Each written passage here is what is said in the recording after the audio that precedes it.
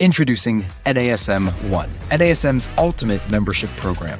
Unlock access to everything your fitness career needs to succeed. Unlimited CEUs, free courses, access to our premium app, and exclusive discounts, all for $35 a month.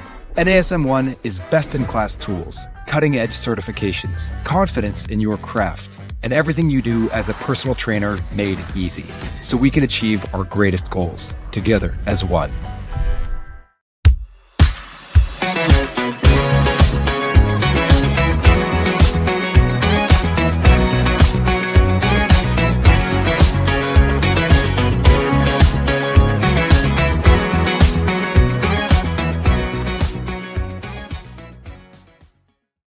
Well, hello there, listener, and welcome to this week's episode of the Better Than Fine podcast.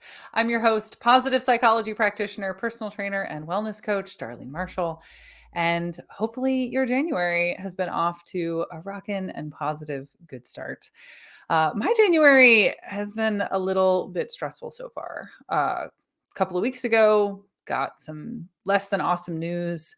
One of my good friends got a pretty poor prognosis, something a bit upsetting. And so, it's always really hard when someone you love isn't doing great and the prognosis is not looking so good.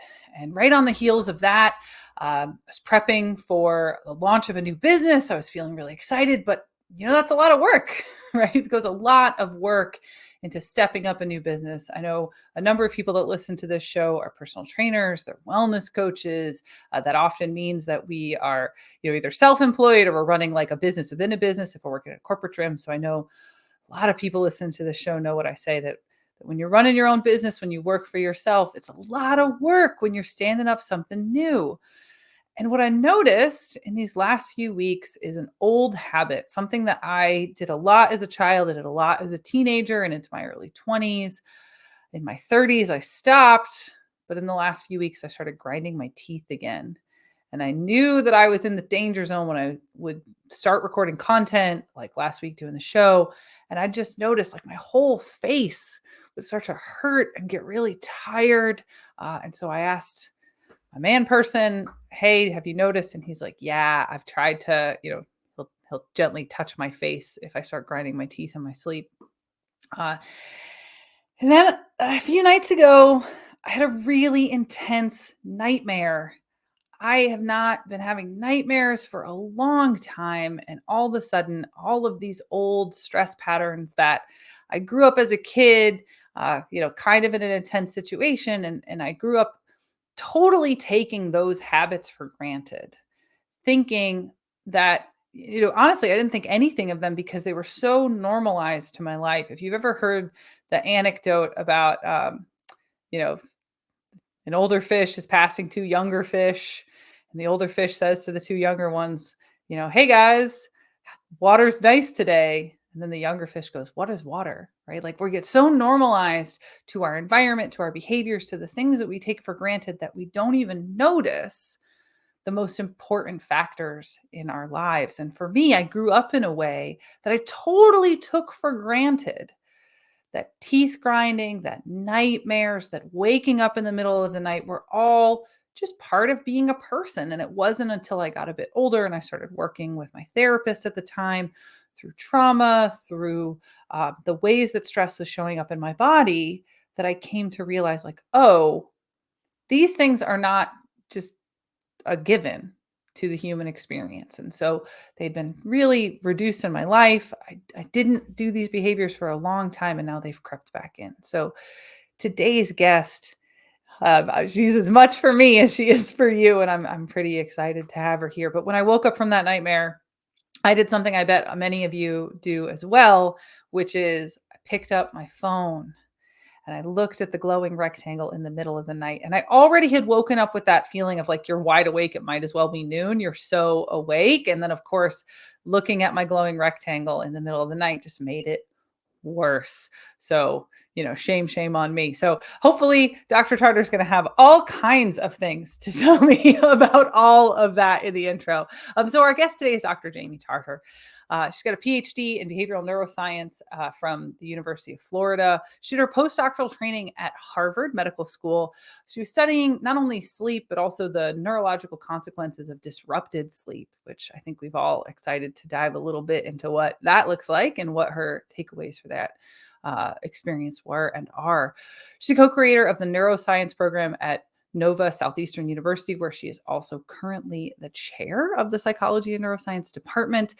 And big ands for our NASM fans out there, she was a subject matter expert and contributor to both the certified wellness coaching course and the new mindful drinking course, was also like, heads up, if you haven't listened to the mindful drinking episode from last week, go do that, because Derek's got some gems in that episode.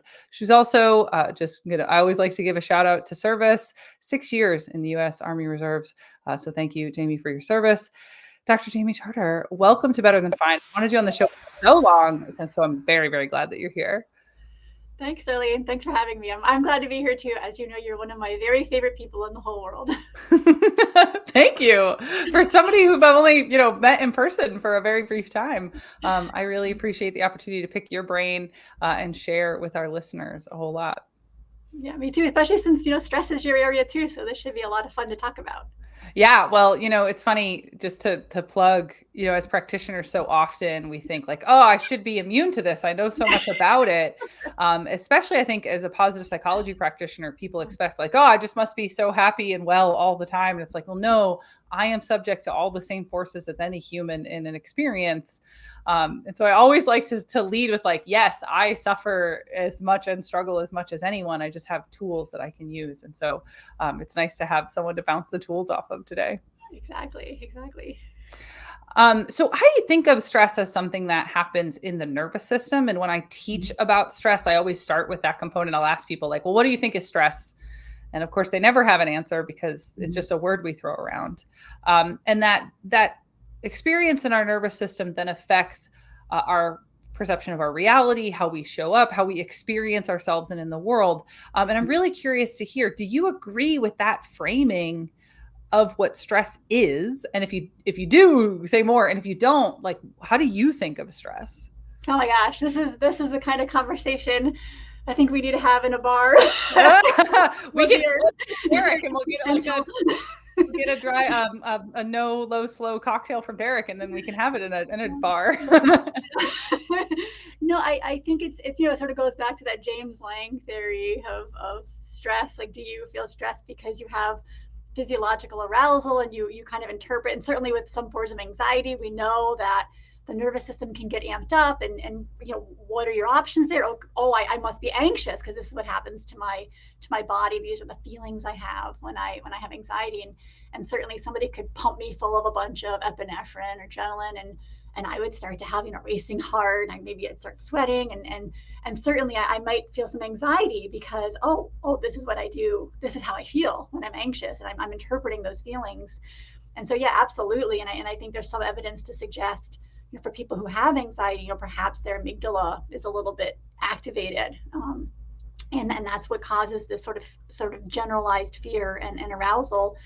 And then on the flip side of that, I think one of the issues that I think is really profound and important for your field is this sort of general. That's why I said this is very, very philosophical. That mind body problem is that the issue, I think, with stress and the issue that we face with mental illness in general is you can't see it, right? And sometimes when you can't see something, I have like a friend, and that friend's got a broken leg. I'm like, oh God, so sorry for you, that broken leg. How are you doing? And then on the flip side, we have a friend with depression. And we're like, tough enough. Yeah, just go outside, right? Just go for a walk. You'll feel better. And when things happen in the brain like that, we have a hard time sort of recognizing it. But as a neuroscientist, for me, certainly at the end of the day, it's all physiological. So stress is physiological, and I can have the exact same experience that you're having. I could feel a lot of stress from it. You could feel no stress from it, and that's okay. Right? All that matters is that it was my perception, right? And once we perceive the event as stressful. And that perception is a physiological process in the brain that we don't necessarily see, but those physiological, that network difference between your brain and my brain that makes me perceive the event as stressful makes that event stressful, right? So at the end of the day, I would agree that all stress is physiological. Yeah, well, and even, I mean, I hear the parallel you're drawing between if we have a physical challenge, right, a broken something, that you are going to react externally, right? Like someone else is going to react to my physical, very visible, I've got my foot in a cast, differently than they do to an internal experience. But even that, like you say, the processing and the reaction can be very different. And I just think of, I don't know if you know anything about David Goggins. I was listening to a podcast interviewing David Goggins the other day, so he's top of mind. And he once broke his foot and then like just duct taped it and ran on it, right? So even our perception of the stress reaction to a purely physiological thing, something that's really visible, can be so different. Right. So can you speak a little bit even to that stress reaction, right? You're talking about the processing that each of us do, like the assessment that we do. Can you talk a little bit about how that assessment might be different in different people? Because I think, like you said, some people are going to have big stressor, or what someone else would call a big stressor, and be, in positive psychology, we would say they're more resilient. Right. And have a totally different reaction than somebody who that thing just completely overwhelms them. Right. And I think what this really gets down to is this basic idea of individual differences. So what makes some people more resilient than other people? And so one of the ideas is, how do we manage stress? And I think we can look at multiple things. Some of it's just biological. There's evidence to suggest that little things like how much DHEA you have in your body relative to cortisol levels, whether you carry, one nucleotide polymorphism on the COMT gene might make you more resilient than others. So some of it you can really look towards, and that's some of the work we do in our lab. We do look at sort of this, warrior gene, right? So gene polymorphisms that make people biologically just a little bit able to perform better under stress, right? Genes that control dopamine levels when you're under stress, and how your body releases in response to cortisol. So some of it, right, could be biological, but some of it also, and some of the work I imagine you do in resiliency, is this basic idea of kind of inoculating people against stress by understanding that we have to be exposed to a little bit of stress. And if you've had these experiences in your life, small stressors that you've managed well and that you've overcome can in a lot of ways sort of inoculate you to stressful experiences that you have. We don't ever want to live a life where there is the absence of stress, right? Or stress, I think, as we call it. Yeah, let's talk about that a little bit, because I think that's a big one for a lot of people. Like, what's the right dosage of stress?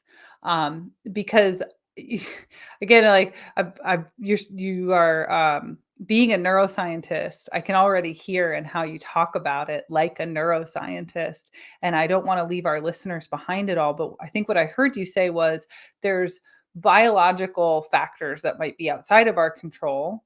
But I heard you use the word inoculate, right? Like, we can work within our physiology to build up the skills around stress if we work at that edge of right dosage. Is that an appropriate way to think about it? Yeah, absolutely. I think that's the right way to think about it, and also recognizing that whatever, some of it's biology. Who cares? Biology. Me. It's just that recognition that for a lot of the way that our body is prepared to handle stress is really the way our body was prepared to handle stress 100,000 years ago. Right? Humans have been on Earth for 300,000 years. For 300,000 years, our stress response system has been doing exactly what it should be doing. It is kept. We are alive today because our ancestors could appropriately respond to stress. This is really what we think of as what we would call evolutionary mismatch, right? Our biology is not in sync with our technology. And so if I was walking along, 10,000 years ago, I would be worried about things like starvation, or, maybe this person's giving me the side eye. I should kind of watch their behavior. 3 weeks. But no, what do I get today? I get, colleagues downstairs, yelling at me. I get bosses emailing me. I have all these daily life hassles that kind of culminate together to create a lot of stressful experiences in our life. And that's okay, because we know that we can manage it. I'm not gonna, luckily, right, I'm fortunate enough that I'm not gonna starve to death, right? I have a surplus of food, I have a surplus of water. The things that my body is really prepared to deal with aren't the things that are threatening me, but that doesn't matter. What matters is that the only thing our brain cares about is the perception of a threat, right? And as long as my brain perceives my colleague as a perceived threat, it's a real stressor, and my body is going to respond to it as if it's a real stressor. So perceived threats, whether they're quote unquote real or not, it doesn't matter, right? So your brain's doing exactly what it's evolved to do, which is to respond to the perception of stress. And so that's not necessarily, it may not sound like good news, but it is good news. Well, if I dropped me in the woods and I was stuck there for 3 weeks, there's not a lot that's in my control. But at least in the scenario that most of us face, these kind of daily life hassles, a lot of it is more in our control than we think, because the one thing that we can gain control of is our thoughts, right? It's hard and it's challenging, but we are ultimately in control of what we think. Oh, I have like 2 or 3 follow-up questions and thoughts. First, you're listening to the Better Than Fine podcast. I'm your host, Darlene Marshall. My guest today is Dr. Jaime Tartar, and we are talking about the relationship between stress and sleep. And Jaime, you just said something that I'm like, my brain can't help but latching onto. You said that one of the things we can get control of is our thoughts. And of course, very famously, there is an adage out there of, you can't control your thinking. And so we might be about to rabbit hole, but I think it's a really interesting rabbit hole to go down with someone who works in the overlap of neuroscience and psychology, which is, I can't necessarily control the thought I'm going to have, but you just said we can get control of our thinking. Can you elaborate on that a little bit more? Sure. Yeah. This is super interesting. All the work with the sort of free will. No. Yeah, let's do it. For the listener, there is an episode in the archive that was shared, I think about 6 months ago, where I had the same debate with Scott Barry Kaufman about free will. So now we can have the debate with you, Jaime. Does free will exist? Go. This is called the hard question for a reason. Yeah, I love it. Hard question of neuroscience. Sort of this idea of consciousness. Well, certainly we recognize, and I 100% agree, most of what's happening in our brain is happening below cortical awareness. Sometimes our brain's going to let us know what it's thinking. Sometimes it doesn't care, right? Because at the end of the day, what does your brain have to do? Your brain's got to keep you alive, right? Your brain doesn't care if you're happy and content. Your brain nope, it does not. keeps you alive, and it does mostly a good job at that. So I think for me, at least, when I think about this idea of controlling my thoughts, it's that part that I can control, right? The me, right? The moment to moment reality that I'm aware of. And so when I do have, for example, that interaction, so I mentioned earlier today, I felt stressed because I went down to a colleague's office and I sensed a lot of aggression, and the conversation didn't go the way that I wanted it to go, and I felt distressed from that, and I felt upset afterwards, and I realized, I just can't stop thinking about it. I was ruminating on it, and I was getting myself worked up. But then I realized, okay, well, I don't want to ruin the rest of my day. So, and that's that moment where I think, okay, well, let me reframe this, right? And that's where we get that control. This is generally a nice person, and I imagine she was probably having a difficult day, and this probably wasn't about me. Right. I need to separate myself from that interaction. And that's where doing things like having empathy for the person, thinking, well, I want to reframe this and think, well, I actually feel really bad for that person, because I imagine they're usually a very kind person. So they absolutely, something was going on with them and they were having a bad day. And let me just give them a little bit of empathy, and let me think a little bit about how I might help them next time, and really just sort of change the conversation in our own minds. And it's, recognizing it's, continuing to think about this isn't gonna help me. And then maybe what can I do? Well, let me send them an email and say, hey, I'm wondering if you're feeling okay. Just let you know that I'm here for you. And those are the moments, and those are the kind of the thoughts that we're in control of. Are we going to And it's not always possible, right? Mm-hmm. And that's Mm-hmm. are we able to choose that good thought over that bad thought? And we know that choosing the good thought when we can is much better for our brain. Showing gratitude is so healthy for your brain. But it's hard because we also know at the same time that our brains are hardwired to prefer negative information over positive information. There's that inherent negativity bias. When I think negative thoughts, boom, my brain's like, oh my God, yes, do that again. Look out for the threats. Yeah, because all of our happy ancestors didn't make it. Yeah. And here we are. And the ones that weren't wary didn't make it, right? Right. Like if I was walking down if my ancestor was walking down the path and the bush was moving and they thought, oh my God, it's probably like the cutest bunny. A bunny. Great. But if my ancestor obviously walked down the path and they thought, oh, it's Joe. Joe's going to be back there, or it's a tiger. It doesn't matter if it's a tiger, or it doesn't matter if it's a bunny. They get to survive. Yeah, they're the ones that survived because it wasn't a snake. And so we're all kind of working against that. And just that recognition that, oh no, my brain wants me to do this. My brain wants me to feel threatened by this person. And I think those are the thoughts, the recognition, right? The thoughts that I am the protector and the keeper of my happiness. And I can recognize that this is one interaction. I can still, control the rest of my day. And it's that, that perception. And that's really with stress, as you well know, right? It's really that perception of control, right? The perception of predictability over your life that can play to manage stress. Well, I think, let me see if I can put a bow on this, because I think what I hear in this is that maybe you don't have the choice of the thought that pops. You have the choice of what to do with the thought. And when it comes to stress, part of the stress equation is how we are evaluating what's coming up in our lives.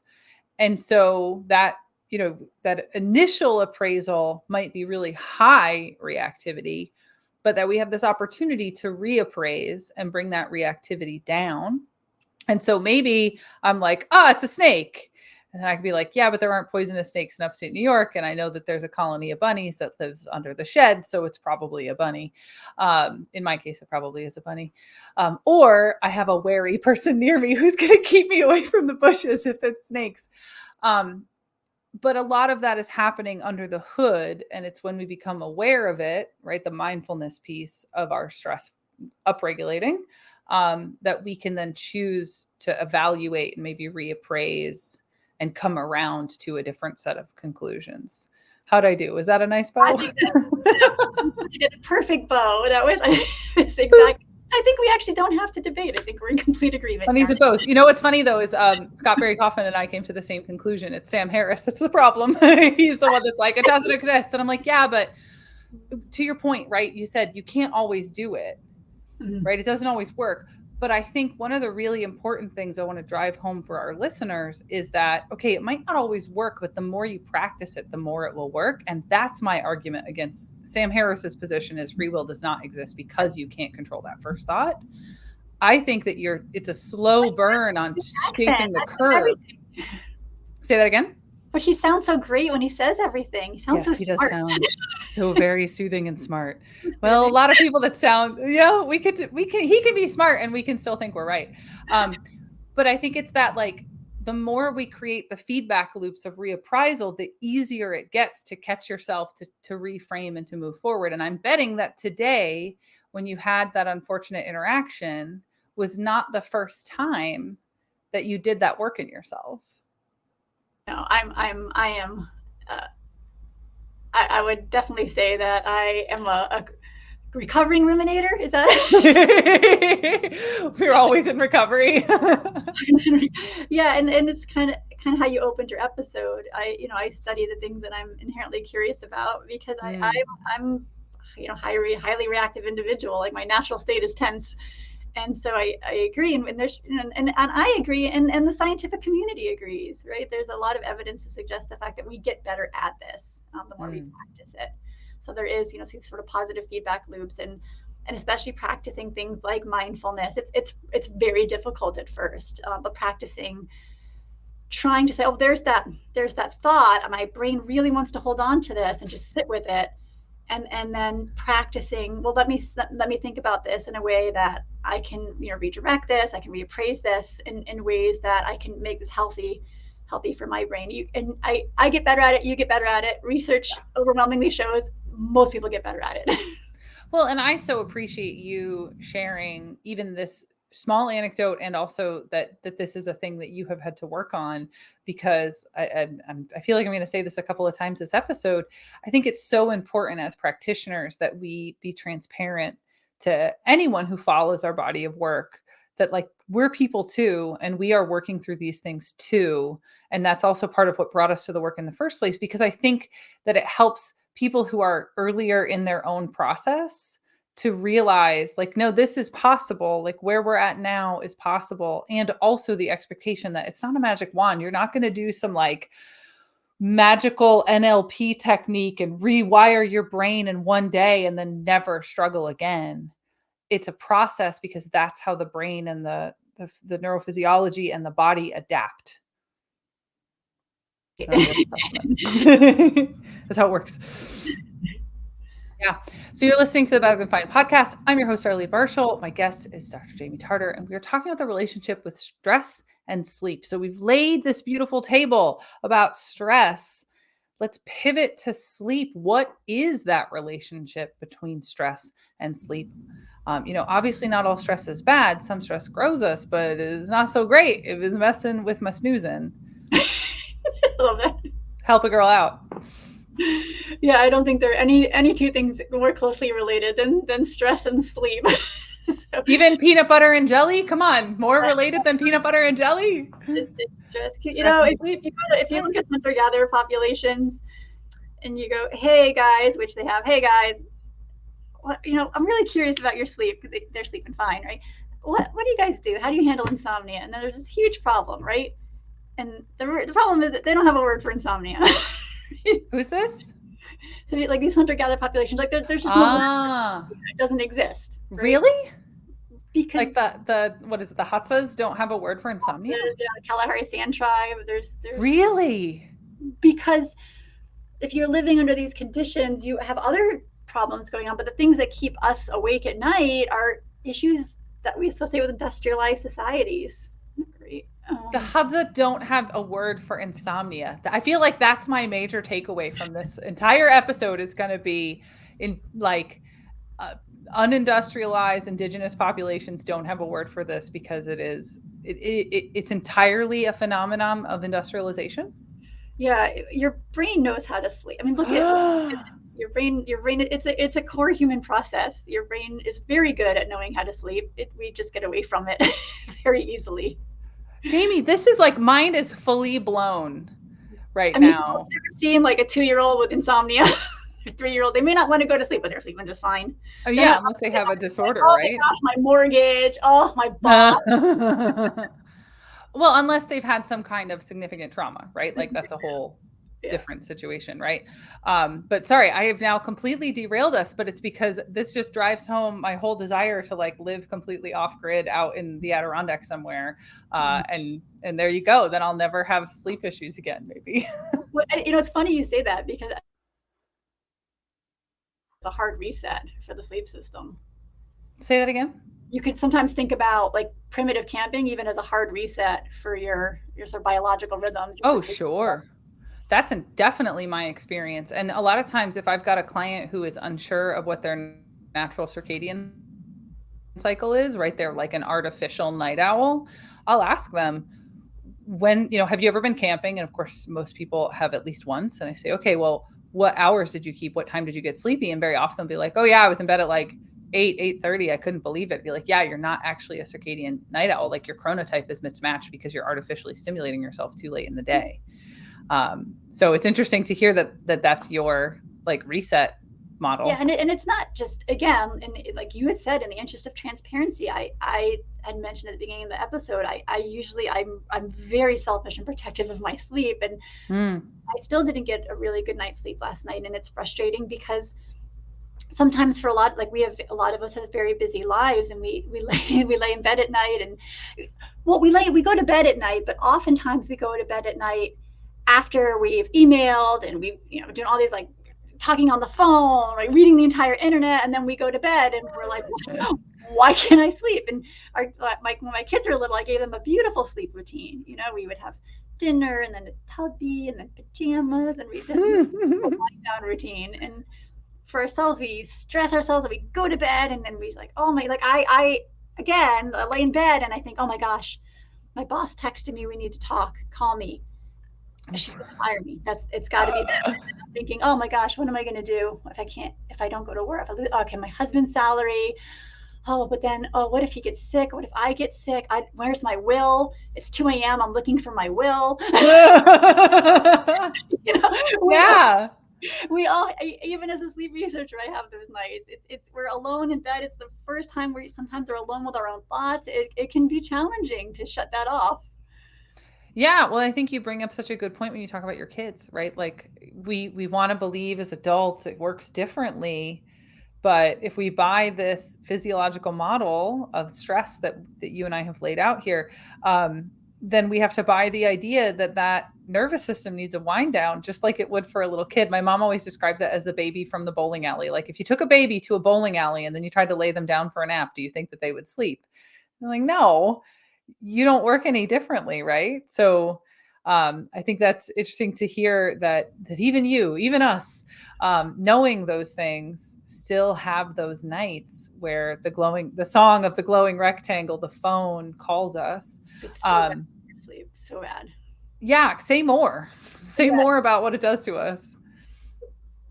And again, we always want to get back to this idea that sleep is a core human process. It's just like eating. It's just like making sure we're getting the right calories. We can make the argument that unlike other systems in our body, we never needed an inherent system to keep us motivated to sleep. Like you better have a system in your brain to motivate down food, but you never really needed one except in these industrialized societies that we live in. So now what are we going to do?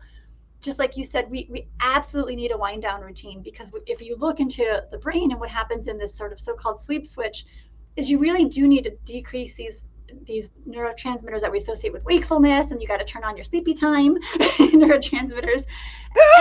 Technical term, sleepy time neurotransmitters. Got it.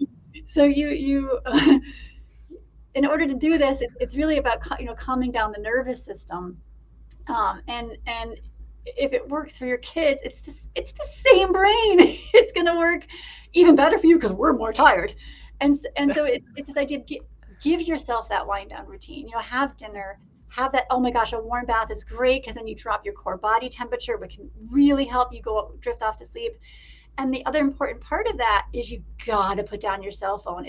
I'm not even going to negotiate about this, because we know that light, even if you've got a blue light blocker, blue light at night is terrible for your health, absolutely detrimental. And it's not just sleep. Once you start shining light in your retina, these very specialized cells in your retina are going to pick up on that. They love blue light. They love short wavelength light. Give them 480 nanometers and they're like, oh my God, let's party. They love it. Woo, YOLO. So in response to that light in your phone, they're telling your brain, these very special cells are telling your brain, hey, don't release melatonin. Let's inhibit that melatonin release. And now you're going to get into all kinds of problems from that. Melatonin is absolutely ancient molecule. It's 3 billion years old. So certainly it does play a role in sleep, but this is also an antioxidant, anti-inflammatory molecule, anti-cancer. So once we start with nighttime melatonin suppression, there's all kinds of downstream problems. So really just, you don't have to read the entire internet. There's nothing on your phone that is that important. Yeah. Put it at alarm clock. But also in defense of those of us who have been known to pick up our phone at 2 a.m. It's a widget that has been engineered to capture our attention, right? Like it's literally been engineered. There's no better word to have for it. Designed to hook us, right? And so to wake up and you have, in the case of the nightmare that I had and the anxious thought that came with it, and just that reach for the phone, and to dive two steps deeper into it, for me, it was part of how I coped with the anxiety at the height of the pandemic in New York City. Mm-hmm. Was I would wake up and the first thing I did every day was open up the news and look at the numbers. Mm-hmm. And it became this way of negatively coping, right? A negative reframe, because what I did was wire, if I feel anxiety in the middle of the night, I look at my phone. And I think I say that because I think there's a lot of people that do that they wake up, they have the anxious thought. And this, I think, ties back to what we just said about reappraisal, right? Like reappraisal. You have the thought, if you have the awareness of the thought and the metacognition, you can respond to it and reframe yourself. For the people who wake up anxious and reach for the phone, what guidance do you have? Do you have the magic answer? And if you don't, maybe we can puzzle something out together around catching it, reworking it, turning the curve, right? Of our belief that we do have some kind of agency in how we handle that moment. What are your thoughts? What are your tools? Yeah, and I think you kind of hit the nail on the head, and with the idea that our brain is hardwired to associate things together. So and once you associate that phone with sleeping activity, that there is that real association, and it's a learned behavior, and it takes time to unlearn that behavior. So it would probably we'd almost recommend in some people, or suggest some people may get a little worse before it gets better. But and I know this is going to sound completely bananas. Go bananas. This is a good place for bananas. Your phone doesn't belong in your bedroom. And I said what I said. I said what I said. I said what I said. There's absolutely no reason to have a phone in a bedroom at night. There's some evidence that just having the phone in the room is bad for sleep, because we are aware of our surroundings, and these kinds of environmental stressors, these ambient stressors, can reduce our deep sleep. And as we get older, we have such a difficult time getting into deep sleep, staying in deep sleep. My bladder wakes me up in ways that it never used to. It's just part of getting older. And unfortunately, having these kinds of like traffic noises, a little bit of light in the room, the phone, and a lot of people use their phone to wake up, and that's where we can. I have a special alarm clock that emulates the sunrise. I don't have to wake up to a heart attack. you can wake up to, and it's a natural way. It's what those same little cells in your eyes are looking for. They're looking for sunlight in the morning, and then you can get like bird sounds. You can do all kinds of wonderful things to create what we would talk about as a sleep oasis. You spend a third of your life in your bedroom, and your bedroom, you can have sex, otherwise that's weird. But for the most part, thank you for permission. Bedroom is for sleep, because if I said only sleep, then you're gonna be like, oh yeah, I'm sure people are gonna, yeah, whatever. You should go have sex on the dining room table because the lady said only sleep. I mean, whatever you're into, Jamie, I'm not here to judge you. So yeah, you're well, I think, are of the mindset that we spend tens of thousands of dollars on our cars. Maybe we spend an hour a day in our car. You spend a third of your life in your bedroom, or you should. So you can spend a little bit making this sort of a space for you, an oasis for you, where after that long day, you think to yourself, oh my gosh, I can't wait. But the bedroom is not somewhere you go to do work. The bed is not something you do to watch TV.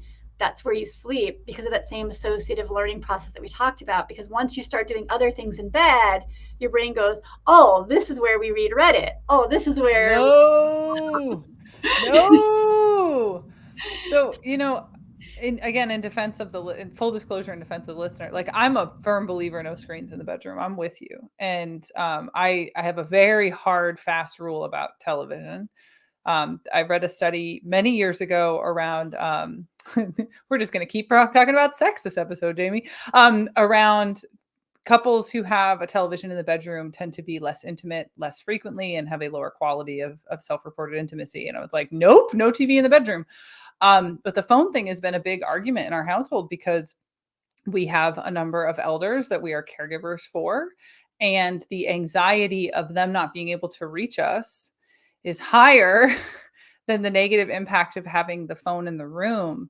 And so it's been this big back and forth whenever we talk about sleep quality in our environment, because we haven't come up with a good solution yet. So I don't know, listeners, if you have a great solution for this, short of getting a landline, because that's not a thing we're going to do. What we have settled on is the do not disturb setting on the phone with a ring through for the numbers of the people who we know would call if there was something really catastrophic. But I think it is a really real world challenge where people think I need it because ... right? No, And you're absolutely right. It's, oh my gosh, when you look at the numbers, I don't remember how many millions, but I looked at it recently, that just the number of that goes into making sure that you stay on your phone. yes, It's a really difficult thing yes, to combat. I mean, for something like that, you could always consider, it just depends on the financial situation, having an emergency phone that you keep in your room, but like your fun phone is yeah, outside of your room. It's a little bit more of a pricier yeah, option. That's something that some people do, is have the emergency phone that you yeah. can Well, do that and with the then we fun get into like, environmental design, right? Can we keep the phone away from the bed as a medial step? And I'm pointing this out to the listener so that when you hear something like no phones, no screens in the room, and you're like, that is not a thing I can do, I guess good sleep is not an option. So many of these wellness behaviors are incremental, and they don't have to be perfect. They just need to be good enough to make progress. And that's true of the anxiety response. That's true of the mindfulness. It's true of the way we respond to our own rumination, right? Perfect's the enemy of good enough. What's good enough to make progress? And I think, Jamie, what we're saying is these turning that curve of the self takes time, but anything that we can do to craft the experience of calming before sleep and maintaining that calm during sleep is only going to help. Yeah. I mean, 100, I could not agree with you more. We're all about small changes, and small changes are what we want. It could be something as simple as, you know what I'm going to do? I'm going to go ahead and dim my lights at night. Boom, that's a win. Yeah. I'm going to put my phone on silent. That's a win. I'm going to wake up at night and I'm going to try reading a book. That's a win, right? Whatever, or audiobook, whatever any small change you can make. I mean, even if you're a person who slept 7 hours and you go from 7 hours and 15 minutes. Oh my gosh, that's amazing. That's amazing. Yeah. People think it's got to be huge, right? Yeah, no, small changes are big wins, especially with sleep. So what do you, if you don't mind sharing, how do you handle it when you struggle to sleep? Because I've got my go-tos, but I'd love to hear yours. Well, I do have a sleep oasis. So I have my room in a way that I don't care. My husband doesn't matter. It's about me. So It's always about us.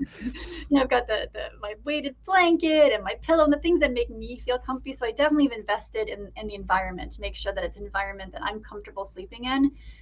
I don't use my bed. I don't for other things. Like I'm not on my computer in my bed. And I do follow the rule that if I am awake in bed and I'm having a difficult time falling asleep, I get up and I go do something else, that I associate my bed with sleep, as opposed to my bed being something that's associated with being awake.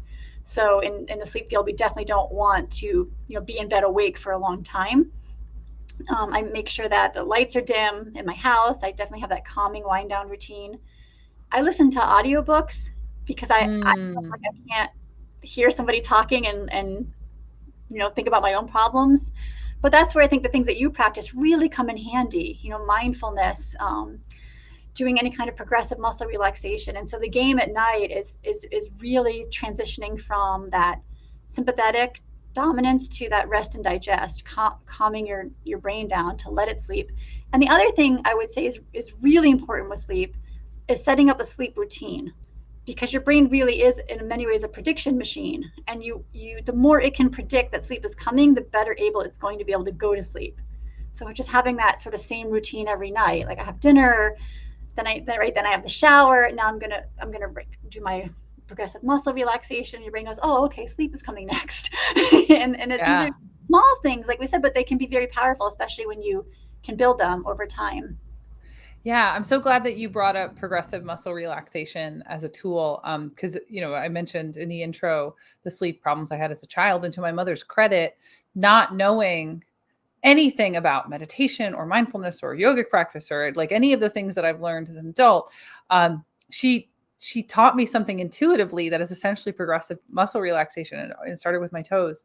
And now as an adult, having learned those tools, what I've trained myself to do, and it began with, I would wake up in the middle of the night and I would tell myself how comfy my bed was, right? Like you talk about making your sleep oasis. And so I would get in this habit of telling myself intentionally how comfortable my sheets are, how warm my, my bed is, how cuddly my cats are, like anything I could think of in the moment as a response to the anxiety response I'd get, because I've had these very intense nightmares in the past.